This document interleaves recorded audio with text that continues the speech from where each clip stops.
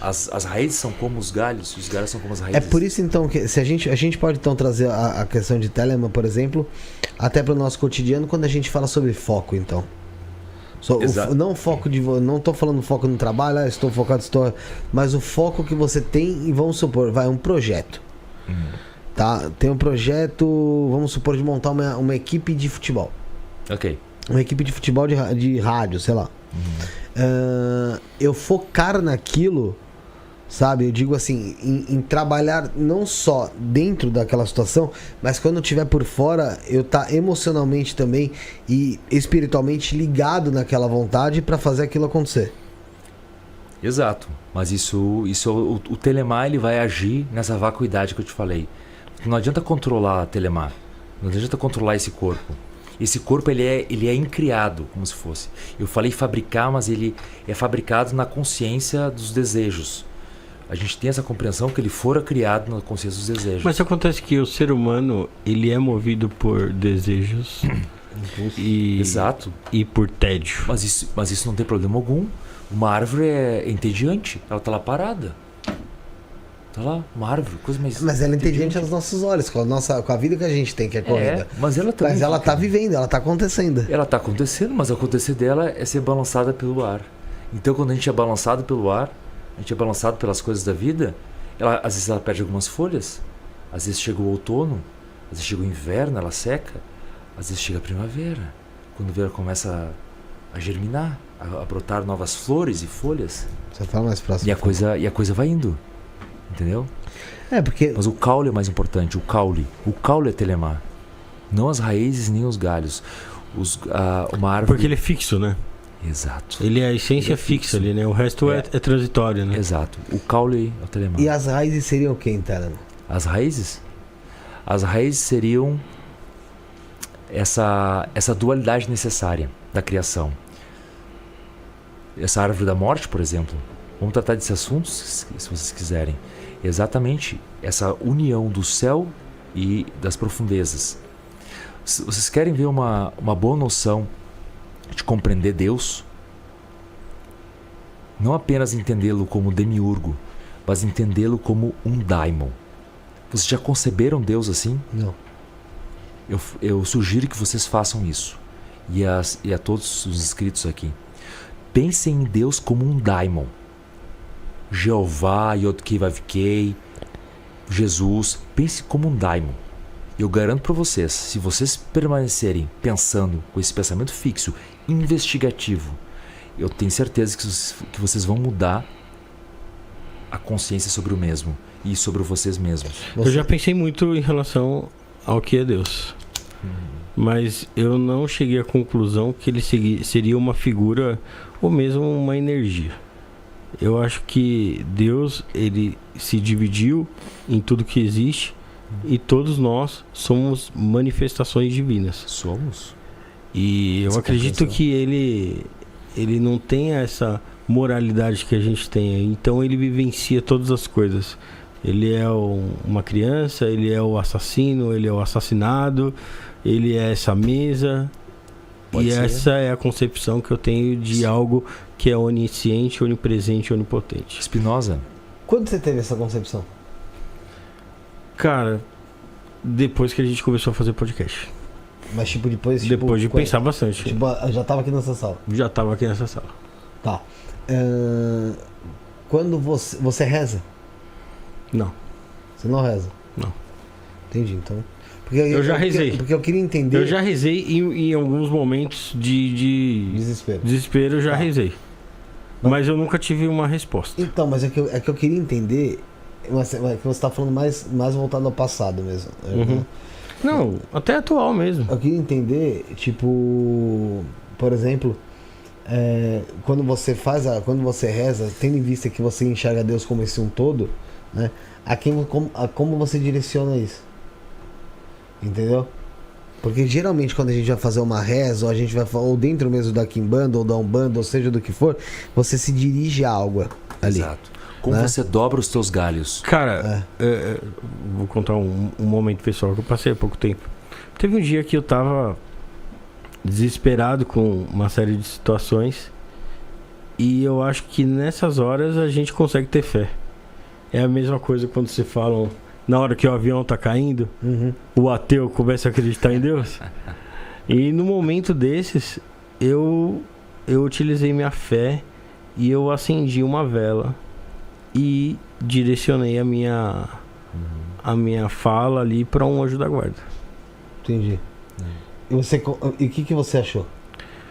Cara, evidentemente eu não senti uma resposta imediata, mas eu acredito que naquele momento eu fortaleci a minha fé e talvez tenha até feito as pazes com a divindade. Sabe o que é interessante? Essa questão da vela, por exemplo, é algo que colabora muito também. Porque você tá tomando um ato que não é só... eu falo só, gente, mas eu sei que, poxa, é um baita... você tá dobrando seu joelho e falando. É a chama, né? Não, você tá ali vendo, você tá acendendo uma vela, você tá conversando de uma outra forma. Sabe? E esse é o grande mistério do luciferanismo, né? E isso aí é falar verdadeiramente, né? Falar verdadeiramente. Os gregos tá falando mesmo, de coração. Os gregos sozinho, mesmo. Não tem ninguém te observando. Exato. Os gregos, eles falavam, a natureza do fogo é subir. Olha que interessante isso aí. Os gregos diziam isso. Não parece uma coisa boba, né? A natureza do fogo é subir. Por que sobe? Por que Lúcifer está conectado ao fogo? Ao portador da luz. Porque ele sobe para encontrar a escuridão. Então não existe luz sem fogo e sem escuridão. A luz é o terceiro elemento. É a união do fogo com a escuridão. É Lilith que desce e Lúcifer que sobe. Aí a gente vai entrar em Adão e Eva. Por isso que Lilith queria ficar por cima. Porque Lilith queria que Adão fosse o fogo. Mas Adão era terra. Era feito de barro. Ele não era fogo. Por isso que Samael copulou com Lilith. Samael representou essa serpente. Essa força que sobe. Então, Lúcifer é o fogo que sobe.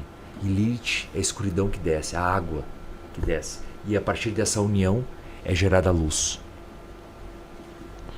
Cara, é interessante da gente pensar nessas coisas dessa forma.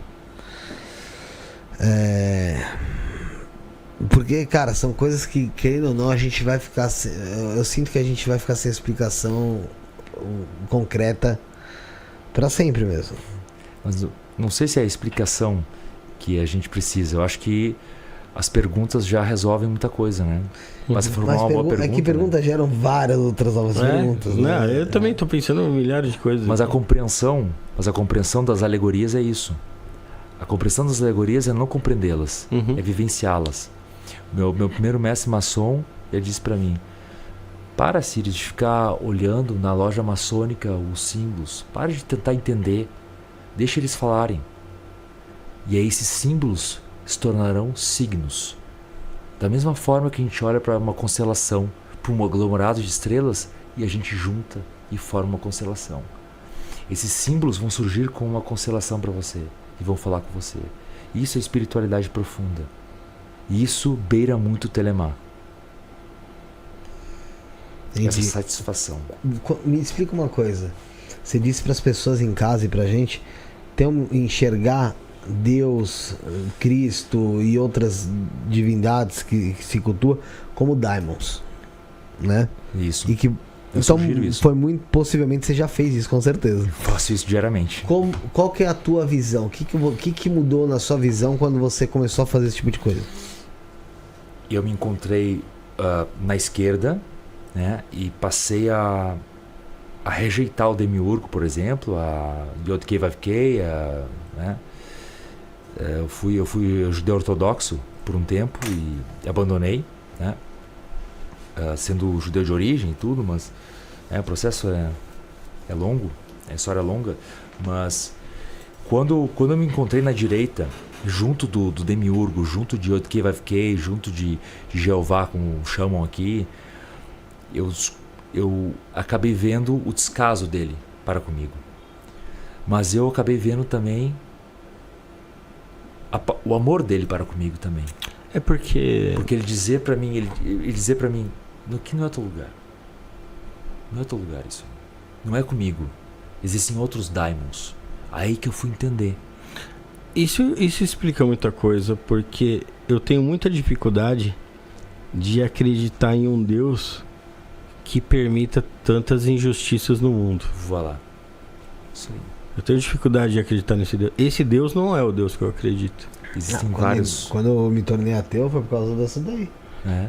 Eu não me Existem considero um vários ateu. deuses. Na época. Imagina. Eu não me considero um Sim. ateu porque eu acho que, como eu te falei, que Deus ele vivencia a experiência humana. Ele vivencia a experiência no total. Gol do Santos, ô meu. E assim, isso aí foi Deus. Neymar tá chegando, é um sinal. Neymar tá cheio. E assim, cara, como eu vou acreditar num Deus que permite que crianças tenham câncer, que acha que tomam lados em guerras? Então eu não consigo acreditar nesse Deus. Como O assim? meu Deus é diferente. Tomam lados em guerra, em que sentido? você Teu diz? daimon é diferente. Então. Tem muita gente que fala que na guerra Deus está do lado de quem atira melhor. É, mas os hebreus. Pega os hebreus. David. As cruzadas? As cruzadas. Você pega o rei David. O rei David ele só não conseguiu terminar o templo porque ele tinha as mãos sujas de sangue. Mas no Talmud a gente sabe que, a gente aprende que, na verdade, não é porque ele tinha as mãos sujas de sangue porque ele matou muita gente. É porque David Ameller, o rei David, ele experimentava as mulheres, digamos assim, para ver se elas estavam nidá, que é impróprias para o ato sexual, ou não. Então ele estava com as mãos sujas disso. E ele não poderia ser um sacerdote com as mãos sujas para realizar. Por isso que Shlomo ele assumiu depois. E aí vem a estrela de Davi e a estrela de Salomão. A estrela de Salomão tem um pontinho no meio, que é a individualidade. Ele adquiriu a individualidade. Ele adquiriu o Deus interior dele. Ele não precisou fazer essas coisas. Apesar de ter feito tudo que fez, mas ele não precisou. Já Davi não. Davi ele tinha as mãos sujas de sangue.